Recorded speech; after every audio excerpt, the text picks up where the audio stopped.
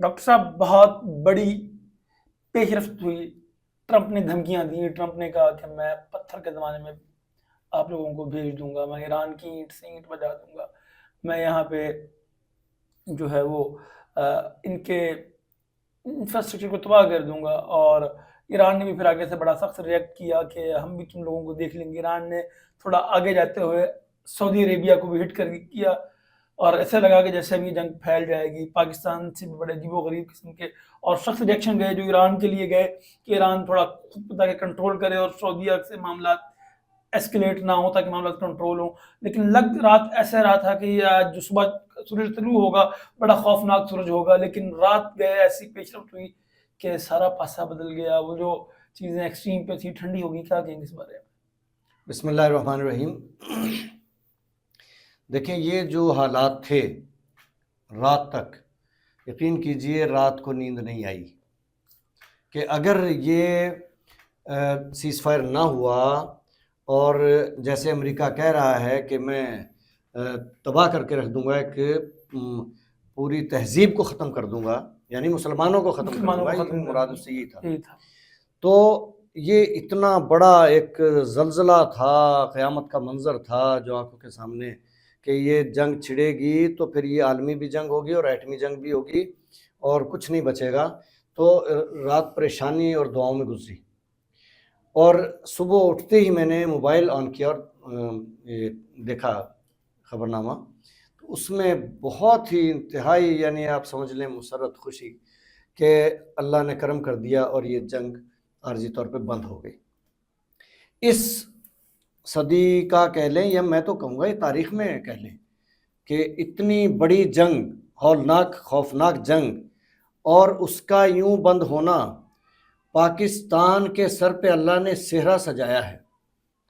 اور ہمارے لیے اتنی خوش قسمتی ہے ہم پاکستانیوں کے لیے کہ اللہ تعالی ہمیں ایک سے ایک بڑھ کر خوشخبریاں دیے جا رہا ہے. انڈیا کے ساتھ جو جنگ ہوئی اس میں اللہ تعالیٰ نے کیسی مدد کی.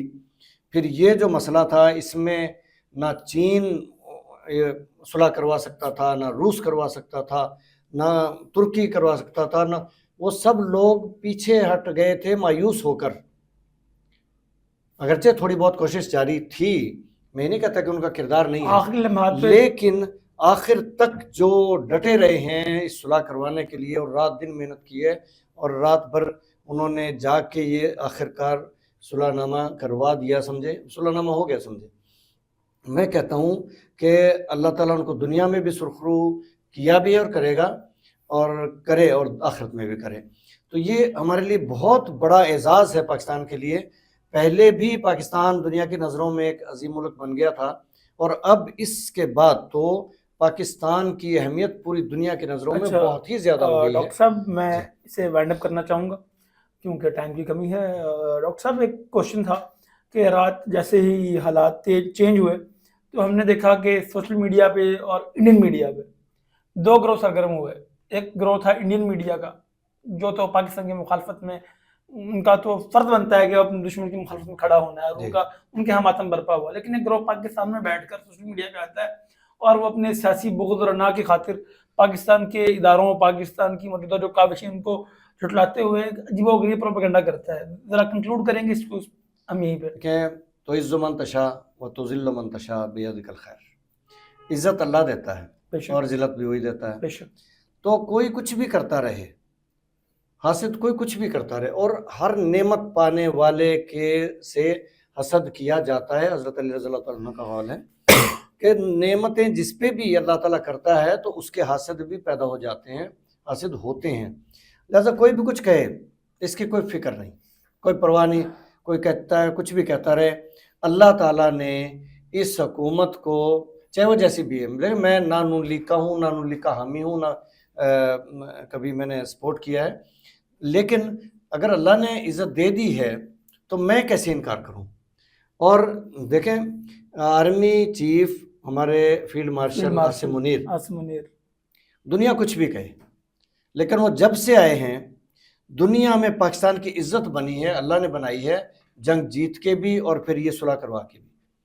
تو جب اللہ عزت دے رہا ہے تو کوئی حاسد حسد کرتا رہے, کچھ نہیں فرق پڑتا. جی thank you so much doctor صاحب، ہم آپ کی بات مشکور ہیں، آپ نے اپنے قیمتی ٹائم میں سے ہمیں ٹائم دیا.